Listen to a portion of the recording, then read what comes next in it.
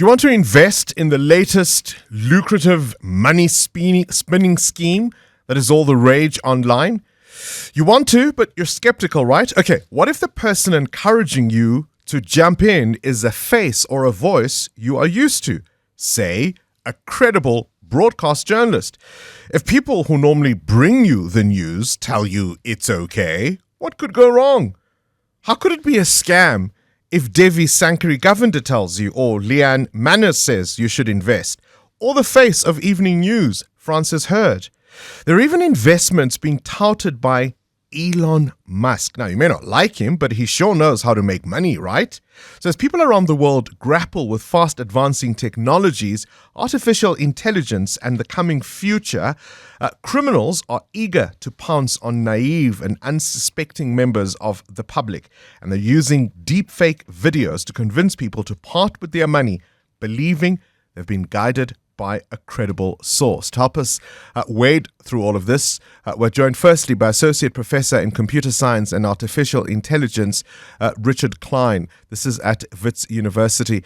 Prof, a very good morning to you. Thank you for your time today.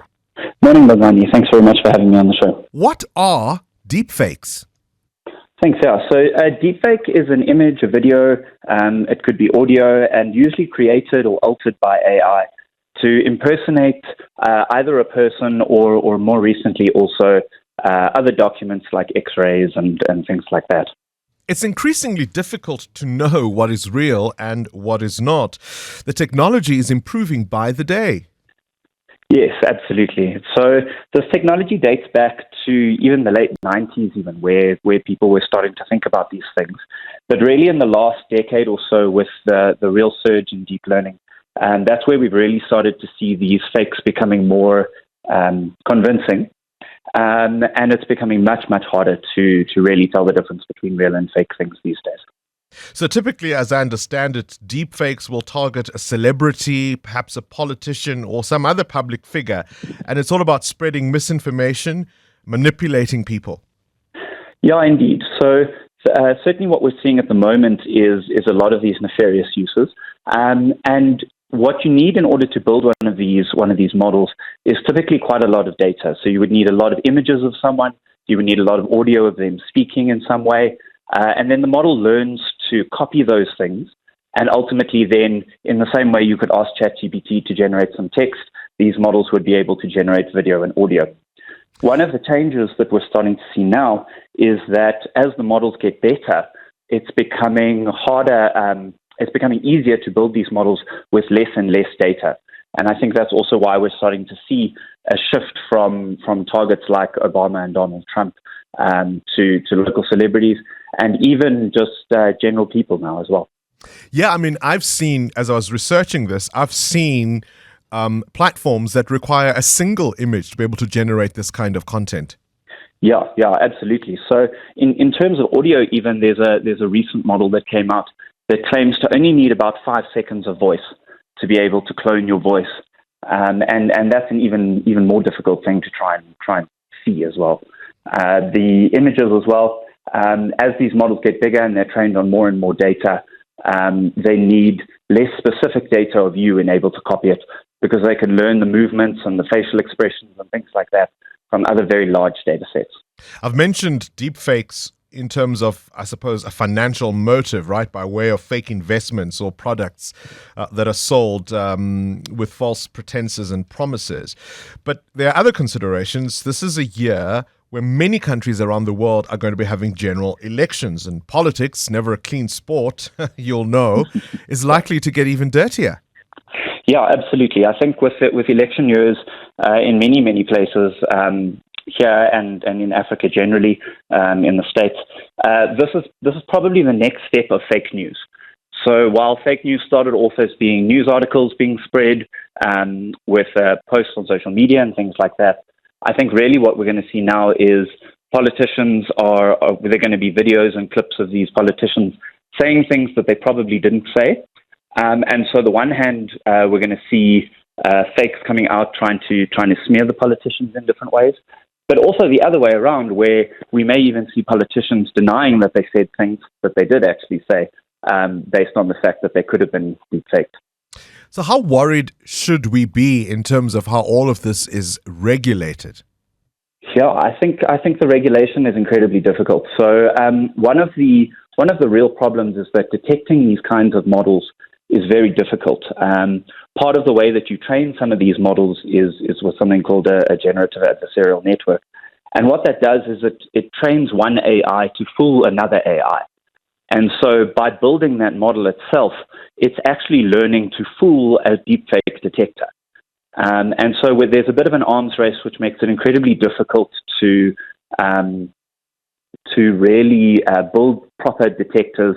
I think that the social media sites are going to build a detector, then the deepfakes are going to get better, then the detectors will get better, and it's just going to bounce forwards and backwards trying to detect. Sounds like the wild, wild west. I'm going to ask you to stay on the line, Prof. We're also joined now by the face of evening news. She's, of course, the anchor on ENCA. She worked here at 702 some years ago as part of the Eyewitness News team. And, of course, you may remember she and I anchored the primetime evening news show on SABC a few years ago. Frances Hurd. Frances, pleasure to have you on the show this morning. How freaked out were you when you saw yourself plastered all over Facebook promoting a supposed Elon Musk investment?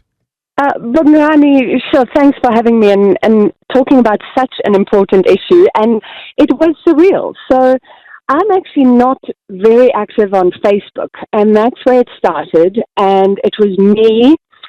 And I know the studio, I know I wore those clothes, so it looked like I was reading the news, but somebody had put words in my mouth. And by the way, the first time I heard about it, people just started messaging me and saying, is this real? Even people who knew me, and saying, did you do this? It looks a little bit off, but not quite.